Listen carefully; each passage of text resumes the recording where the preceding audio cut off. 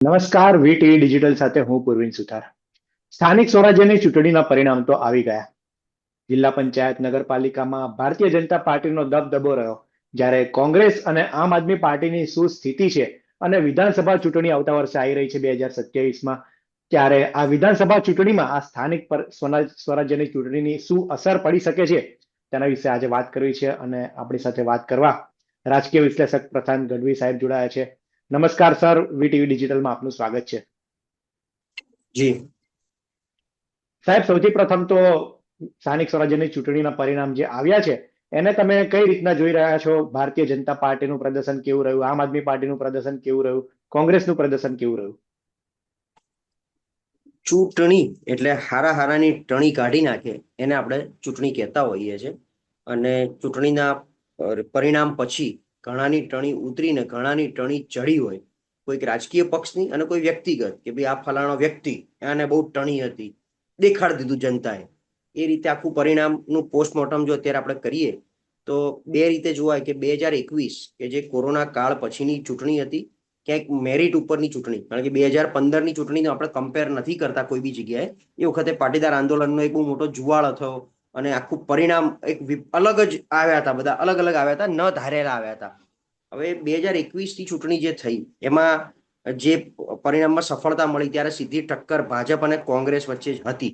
આમ આદમી પાર્ટી હજી નવી ગુજરાતમાં એ વખતે પ્રવેશ કરતી હતી 22ના ટાર્ગેટને લઈને. અને 2022માં 21ની કોર્પોરેશનની ચૂંટણી એ લોકોએ બહુ ફોકસફુલી નહીં, ક્યાંક સમાજકરણનો ઉપયોગ કરી સુરત જેવી નાની મોટી સફળતા લીધી હતી.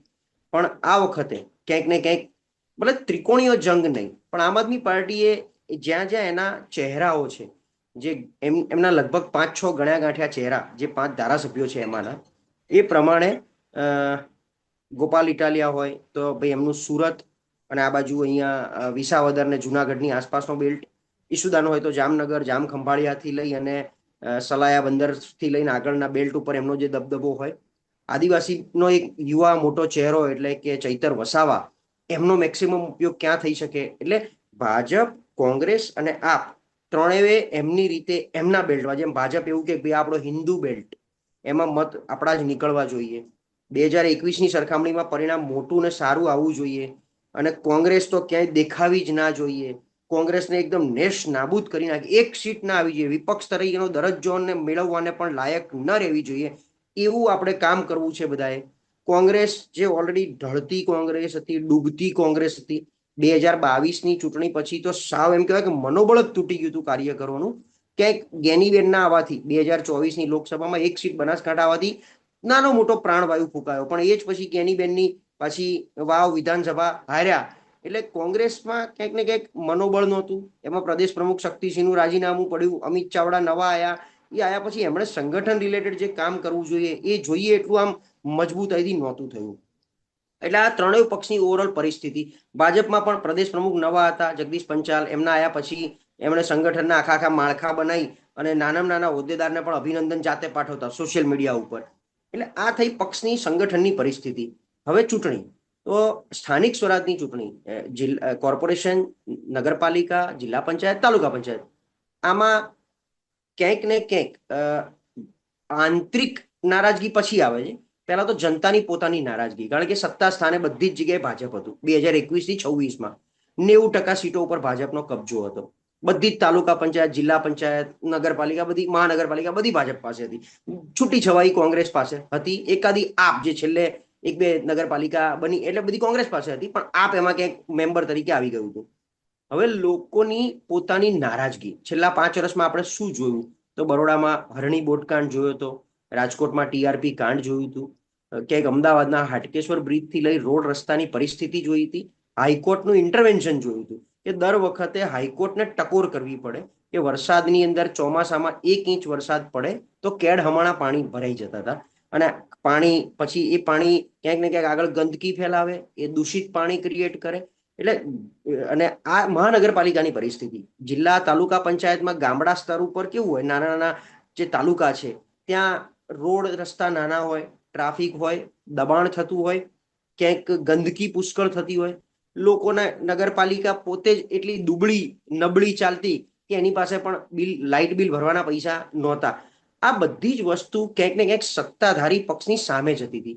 સત્તાધારી પક્ષની સામે એન્ટી ઇન્કમન્સી ઊભી થતી હતી કે તંત્ર કેવી રીતે ચાલે છે એ કોઈ સમજી નહોતું શકતું. અને એટલા માટે પ્રજામાં રોષ પુષ્કળ હતો કે ભાઈ આ શું, એમ વરસાદી સમસ્યા, પીવાનું દૂષિત પાણી આવે, ટ્રાફિકને કોઈ રીતે કંટ્રોલ નહીં, કોઈ સંકલન નહીં, દરેક વોર્ડમાં નાની મોટી તકલીફો એટલી બધી, તો સારું શું?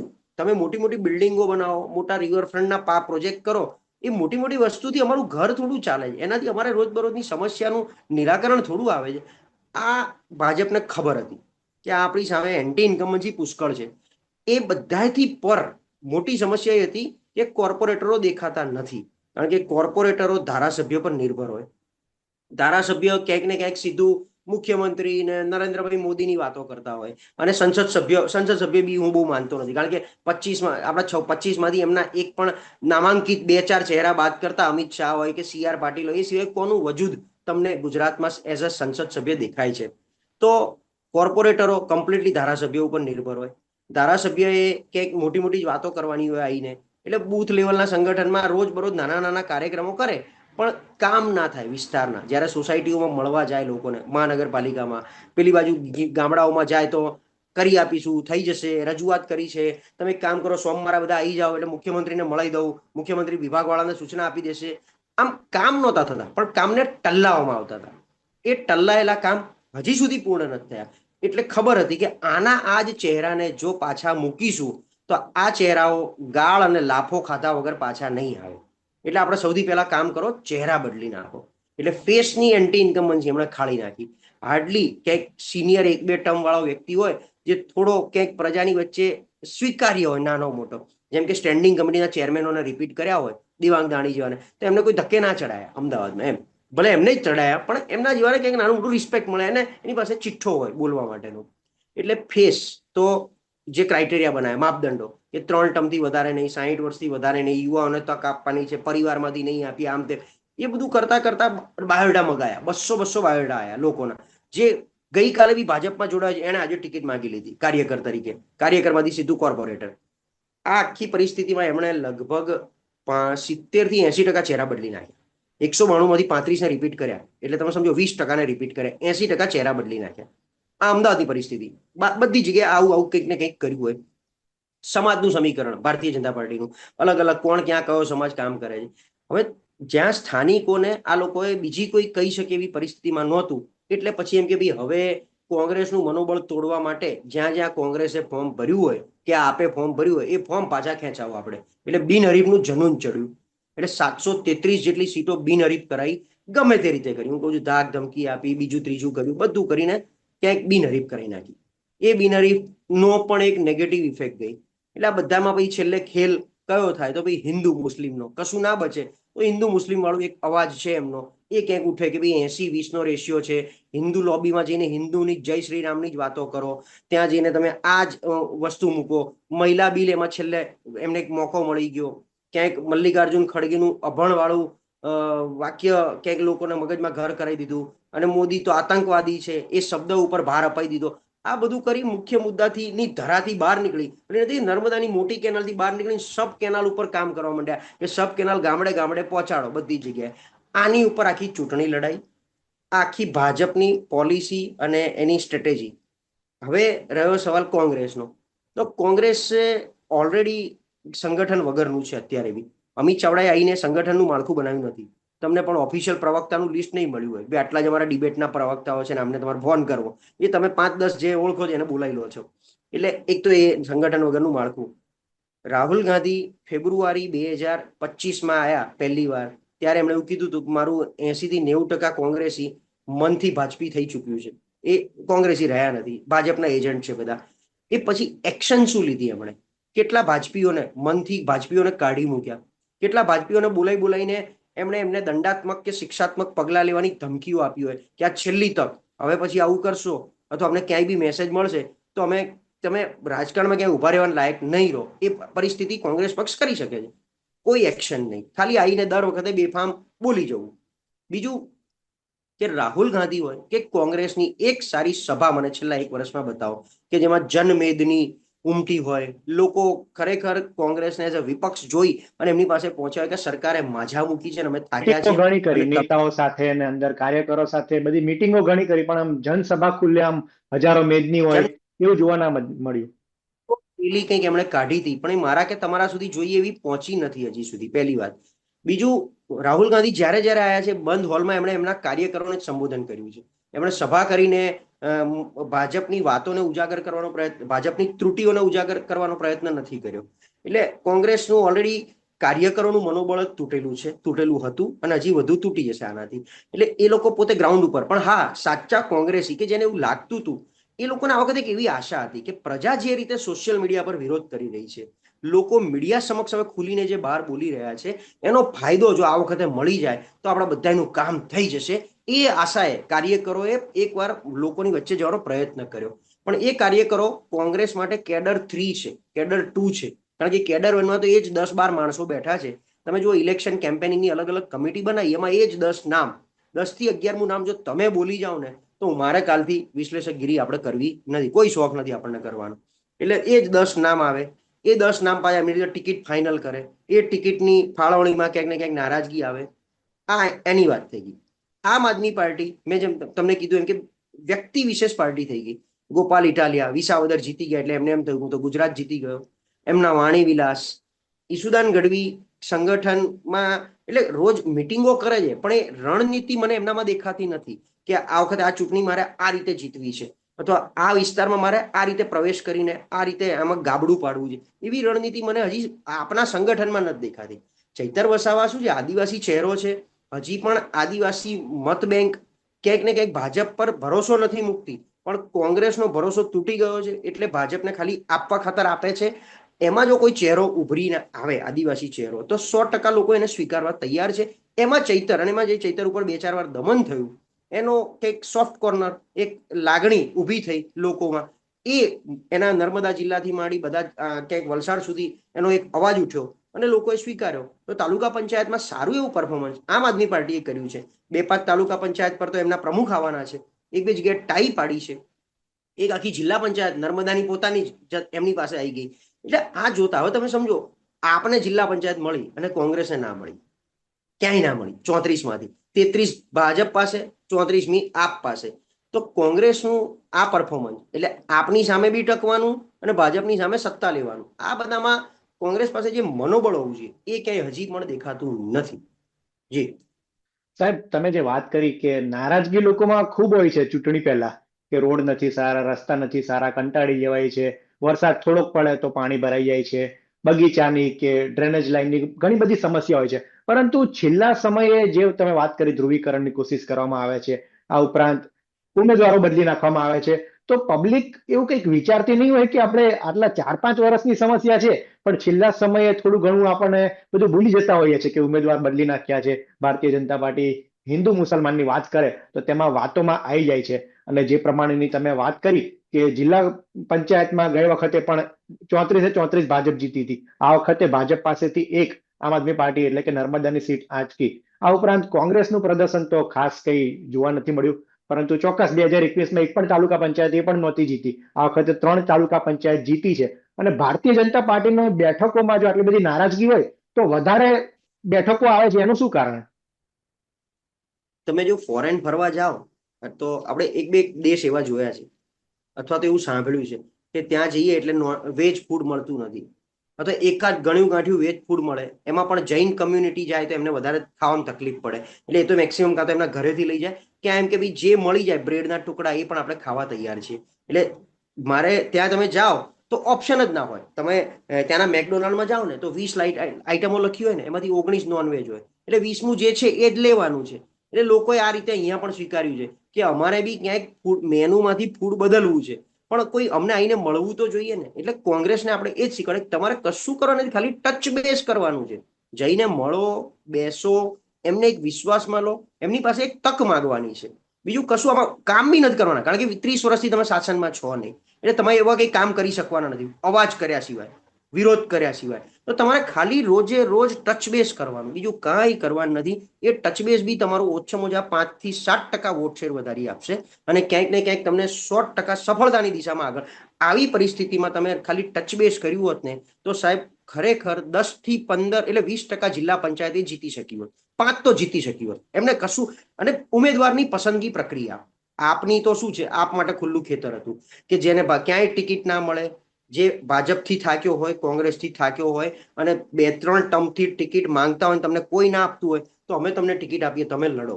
અને તમે પ્રતિષ્ઠિત વ્યક્તિ હોય કે તમે થોડું ભણેલા છો, ગ્રેજ્યુએટ છો, ડોક્ટર છો, વકીલ છો, એન્જિનિયર છો, સીએ છો, MBA છો, તો પ્લીઝ તમારે તો લડવું જ જોઈએ એમ કરી એમને પંપ માર્યા, બીજું કંઈ કર્યું નથી આપે તો. હવે કોંગ્રેસે આ ટચ બેઝ હજી સુધી ક્યાંય કર્યો નથી. હું એનું સ્પષ્ટ ઉદાહરણ તમને આપું કે તમે ને હું અમદાવાદમાં જે વિસ્તારમાંથી આવીએ છીએ ત્યાં વોટિંગની સ્લીપ તમને ગમતી હોય કે ના ગમતી હોય, ભારતીય જનતા પાર્ટીની સ્લીપ તમારા ઘરે 100% પહોંચી ગઈ હશે. વોટિંગની સ્લીપ એ કંઈક પડી હોય તો હું બતાવી શકું તમને. એ સ્લીપ કોઈની બીજા કોઈની પહોંચી નથી, ના આપની પહોંચી, ના કોંગ્રેસની પહોંચી. આપે કદાચ એના વિસ્તારમાં મેં કીધું આદિવાસી બેલ્ટમાં પહોંચાડ્યું હોય તો ખબર નથી, પણ અમદાવાદમાં ક્યાંય કોંગ્રેસની સ્લીપ સિવાય એનો ગઢ. એટલે મને એવું લાગે છે કે આખી ચૂંટણી કોંગ્રેસ અને આપ બહુ ટાર્ગેટેડ ચાલ્યું કે આપણો જે બેલ્ટ છે એને ખાલી સાચવી રાખવો છે. ભલે વોટ શેર 10%, 12%, 15%માં આપણે રહીએ, આપણે અત્યારે કોઈ જીતવું નથી, કોઈ સત્તામાં નથી આવવું, આને ખાલી ગઢને થોડોક સાચવી રાખવો છે. જેમ કે આપે શું કર્યું તો ભાઈ વિસાવદર, જુનાગઢની આજુબાજુ, પોરબંદરની આજુબાજુ એમણે કેમ્પેન, એ જ ગોપાલ ઇટાલે ત્યાં જ ફર્યા. આમ આદમી પાર્ટી પણ, એટલે કોંગ્રેસ પણ એ જ રીતે. જેમ કે અમદાવાદની વાત કરો તો એમને બી જમાલપુર, દાણી લીમડા, બહેરામપુરા આવા બધા વિસ્તારમાં જ રસ હતો. પાછી આંતરિક ખેંચતાણ બી હોય. બીજું કેવું છે કે થોડું ઘણું સમાજકરણ કામ કરે. જિલ્લા પંચાયત, તાલુકા પંચાયત જે 6,000-7,000 વોટનું હોય, વધારે ના હોય એમાં. જેમ આપણે મહાનગરપાલિકામાં 80,000 વોટ હોય એક વોર્ડની અંદર, નગરપાલિકામાં એ વોર્ડ 25, રાજકોટ જેવામાં 25,000 થઈ જાય છે, તો નગરપાલિકામાં તો એ વોર્ડ ઘટીને 12-15,000નો થઈ જાય. એ 12-15,000માં 50% જ મતદાન થાય, એટલે 6,000 જણાએ જ કર્યું હોય એટલે વોટ કેટલા લાવવાના તમારે એમ. એ જે લાવવાના છે એમાં ભારતીય જનતા પાર્ટી પાસે મની પાવર પુષ્કળ છે. તમને ઘરે ઘરે એકદમ સ્લીપ પહોંચે, સ્લીપની જોડે કાં તો ચવાણાના પેકેટ પહોંચી ગયા હોય, કાં તો સમાજને ભેગો કરીને ક્યાંક દારૂની રેલમછેલ કરાવી નાખી હોય. એ ના પહોંચ્યું હોય તો સોસાયટી દીઠ કે ઘર દીઠ કે ગામડાની અંદર સમાજ દીઠ એક કવર તૈયાર થઈ ગયું હોય કે ભાઈ ચલો અમે આ ફલાણા સમાજને 1 લાખ રૂપિયા અમારા તરફથી મળી જશે ઇલેક્શન પહેલા, બરાબર છે, કહી દીધું છે, પહોંચી જશે. પ્લીઝ તમે સવારમાં 8 થી 10માં મતદાન કરી લેજો, બીજું કંઈ ભૂલતા નહીં. તમારા સમાજનો કમ્યુનિટી હોલ બનાવો છે, તમારા સમાજની વાડી ફલાણી જગ્યાએ બને છે, એમાં અમારા તરફથી દાન તમને મળી જશે. પણ આ વખતે મહેરબાની કરીને તમારા 1000 વોટ આ બાજુ પડવા જોઈએ. 1000 વોટ, 500 વોટ તાલુકા જિલ્લા લેવલે બહુ અસર કરે. અમદાવાદ જેવા વોર્ડમાં અસર ના કરે. વોર્ડમાં અમદાવાદમાં શું કર્યું છે, અમદાવાદનો તમે નકશો, અમદાવાદ હોય, બરોડા હોય, સુરત હોય, રાજકોટ હોય, કેટલા વોર્ડ? તો ભાઈ અમદાવાદમાં 48, બરોડામાં 19, સુરતમાં 30. એ વોર્ડનો નકશો જો તમે ઓપન કરો તો અર્બનાઇઝેશન થઈ ગયું છે. એટલે અર્બનાઇઝેશનમાં કોસ્મો કલ્ચર કે જે પ્યોર બીજેપી ને કે મોદીના ઓરામાં છે બધા. અને મોદીજી કામ કરતે યાર, હિન્દી ભાષી આવી રીતે यार उनका काम ऊपर देखो क्या करते हैं. એટલે ભાઈ તારે અહીંના રોડની ચિંતા કરવાની છે, પણ એ રોડ ખરાબ છે, તૂટલો છે અને એની ઉપર અમે સોનાનું વરખ પાથરીશું એવું કમિટમેન્ટ કોંગ્રેસ આઈને નથી આપી શક્યું હજી સુધી. એટલે ભાઈ જે ચાલે છે મેં એકદમ જે વેજ ફૂડ ઇઝીલી એ મળે છે ઓપ્શનમાં એમની પાસે એક જ વેજ ફૂડ છે કે વેજ બર્ગર, બ્રેડની વચ્ચે ડુંગળી ટામેટા નાખીને આપવાના, મસાલો નાખવાનો છે, એ તમારે લઈ લેવાનું છે. આ એ વેજ બર્ગર છે ઇન્ડિયાનું, ગુજરાતનું, કે અત્યારે એક મેનુની અંદર ભાજપ નામનું એક વેજ બર્ગર છે જે બધાને હિન્દુ અને વેજ બી હિન્દુનો જ ભાગ થઈ જાય છે. એટલે એ રીતે વાત કરી રહ્યું છે, એટલે લોકો એને આ રીતે મત આપે છે. આ વખતે કોંગ્રેસનું પરફોર્મન્સ ક્યાંક એકંદરે બીજી રીતે એટલે માટે સારું છે કે 2021માં ભાજપ 80-85%માં રમતું હતું. આ 9,000ની જે ચૂંટણી હતી 10,000 ઉમેદવારની, એમાં 85% એમનું પરફોર્મન્સ હતું, જે આ વખતે 75% આવ્યું. તમે બધાનું ટોટલ કરો 9,992માંથી એમને 7500 થી 7600 ઉમેદવારો એમના જીત્યા છે ભાજપના, એટલે 76% આવ્યું. એટલે જે રિડક્શન થયું છે 8% એ ક્યાંક કોંગ્રેસ લઈ ગયું, ક્યાંક આપ લઈ ગયું છે. એટલે બે પક્ષોએ ગાબડું સાહેબ આ ચોક્કસ. ચૂંટણીમાં તો કેવું હતું, ભારતીય જનતા પાર્ટી પણ ખુશ થઈ ગઈ, કોંગ્રેસ ખુશ થઈ ગઈ કે આપણી જેટલી વોટ શેર પહેલા આવતી હતી એની કરતા થોડી ઘણી બેઠકો વધારે આવી છે. અને આમ આદમી પાર્ટી પાસે તો ગુમાવવાનું તો કઈ હતું જ નહીં, જેટલો વકરો એટલો નફો હતો. ત્યારે એમને 12% જેટલો વોટ શેર 2021માં કદાચ 3-4% જ હતો, પણ આ ચૂંટણીમાં 11-12% જેટલો વોટ શેર મળ્યો છે. પરંતુ એકંદરે જોવા જઈએ તો સુરત જેવી એમની 27 કોર્પોરેટર હતા અને સુરતમાં ખાસી એવી મહેનત કરી. ગોપાલ ઇટાલિયા, અરવિંદ કેજરીવાલ, ભગવત માન ઘણા બધા આયા, પણ સુરતમાં CR પાટીલને ચેલેન્જ કરી હતી કે તમે 27 બેઠકો તો જીતીને બતાવો. આ લોકો મેયરની વાત કરતા હતા ત્યાં મનોજ સુરઠિયા હારી ગયા અને પાયલબેન સાકરિયા પૂર્વ વિપક્ષ નેતા હતા તે પણ હારી ગયા. તેની અસર, તેનું કારણ શું હશે? છેલ્લા સમયે જે ધ્રુવીકરણ થયું, જે મુસ્લિમ યુવક હતો એને દુષ્કર્મના કેસમાં એનું રિકન્સ્ટ્રક્શન થયું ને જે છેલ્લા દિવસે થયું, એ પરિવાર જવાબદાર છે કે અન્ય બીજા સમીકરણો પણ જવાબદાર હશે? આ કોઈ ફેક્ટર ખરેખર નથી. હવાલા કાંડ કે આ છે, પ્રજાને એનાથી કોઈ ફરક નથી પડતો. તમે આજે જઈને 2 કરોડ રૂપિયા સુરતમાં વેચી આવો તો પ્રજાને શું ફરક પડે? તમે કોંગ્રેસ માટે 2 કરોડ રૂપિયા ફંડ કરો, ચલો હું પર્સનલી તમે જઈને આપી આવો 2 કરોડ રૂપિયા, એ કોંગ્રેસે ફંડ આપવું છે તો ત્યાં એવું કહેવાય છે કે હવાલા કાંડ અહીંથી થયો, અહીંથી. એવું નથી. ગઈ વખતે શું હતું? બહુ સ્પષ્ટ વાત છે. 2015માં પાટીદાર આંદોલન થયું. એ પછી એ પાટીદાર આંદોલન 2 ફાટામાં વેચાયું. કોઈક ભાજપમાં ગયું, કોઈક કોંગ્રેસમાં ગયું. 2017 સુધી એની અસર તમને દેખાઈ.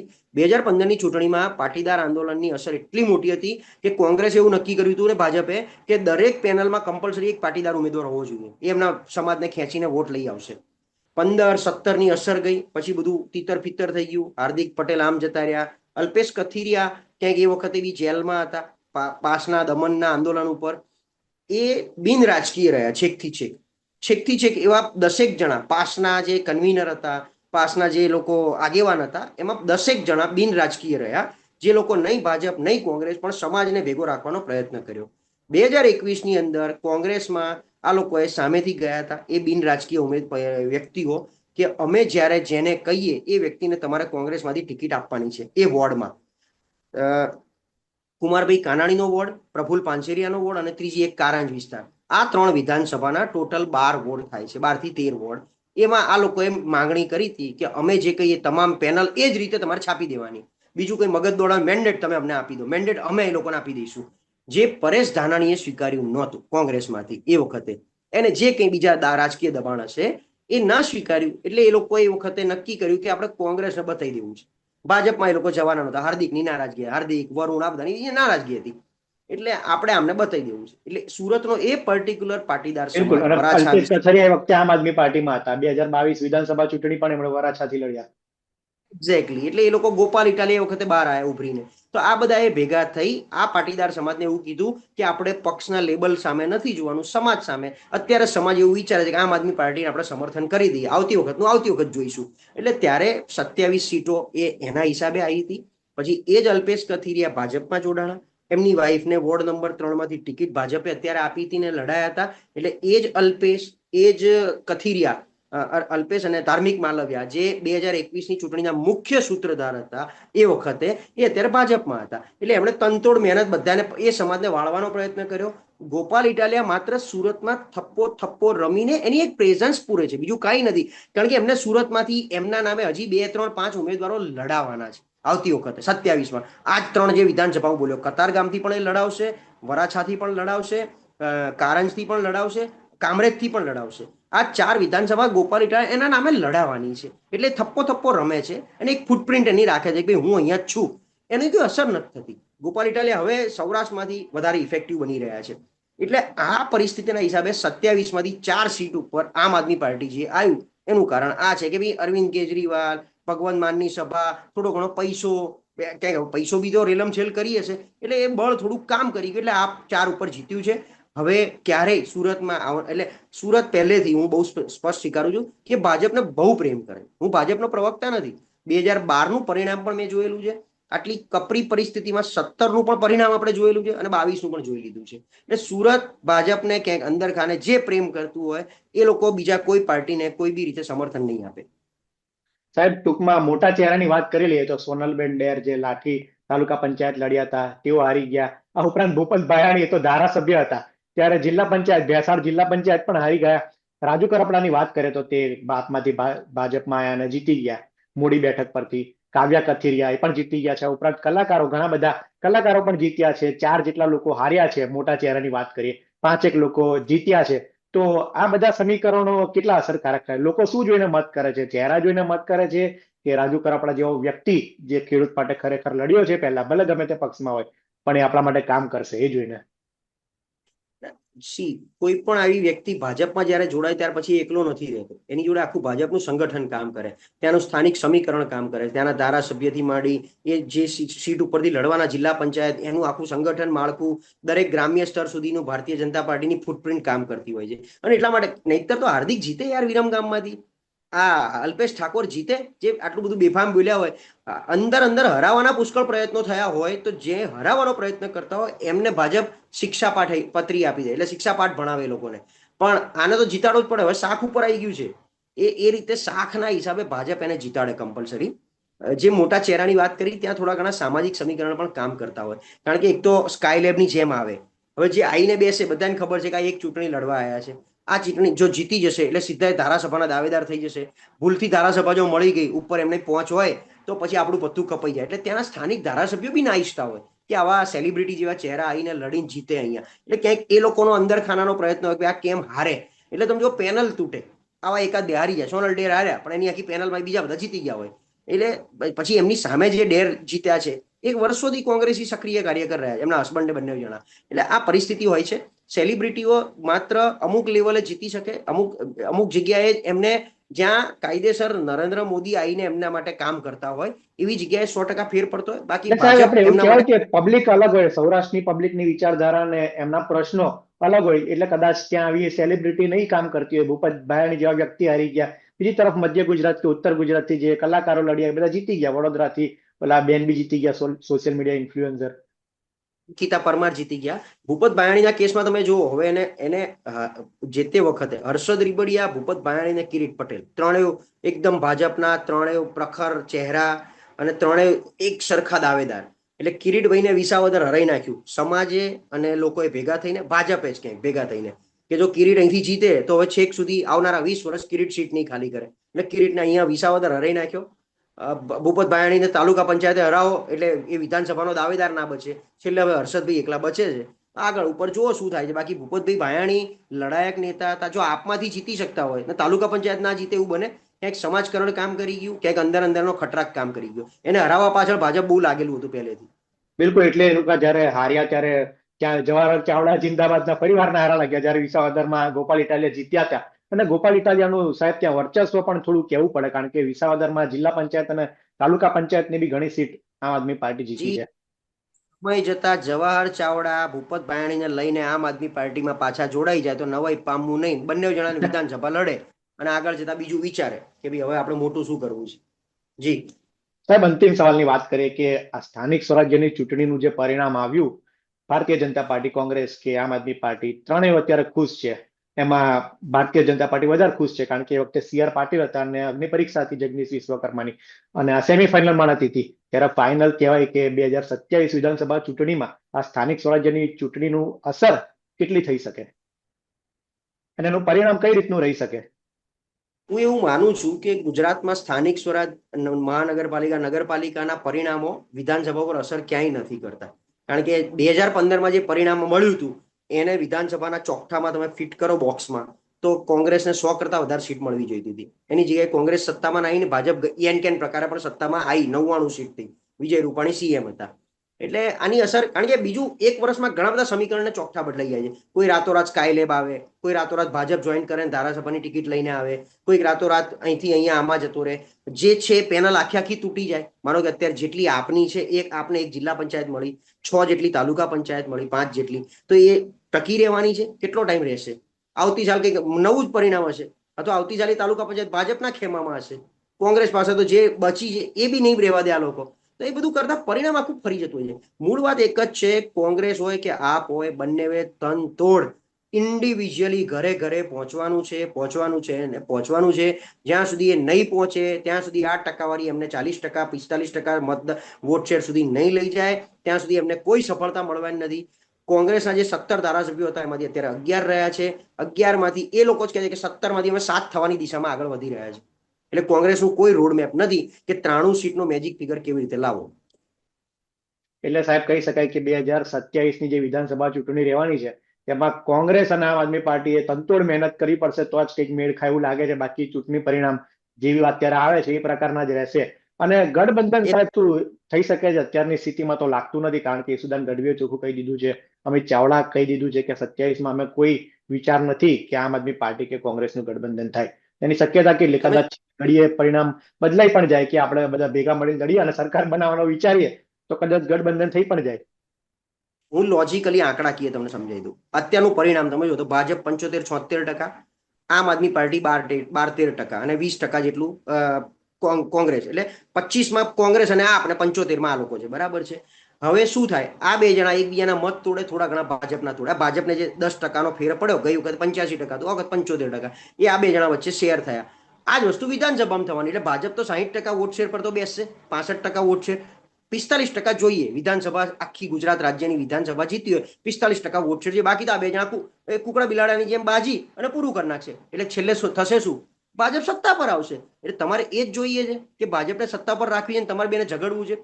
એમને જોવાનું ગઠબંધન કરવું ના કરવું, ઈગો એમના જે બી હોય એ. પછી એવું કહેવાય છે કે અરવિંદ કેજરીવાલ ભાજપની બી ટીમ છે, તો RSS માંથી આવે, એટલે કોંગ્રેસ જોડે ગઠબંધન નહીં કરે ક્યારેય.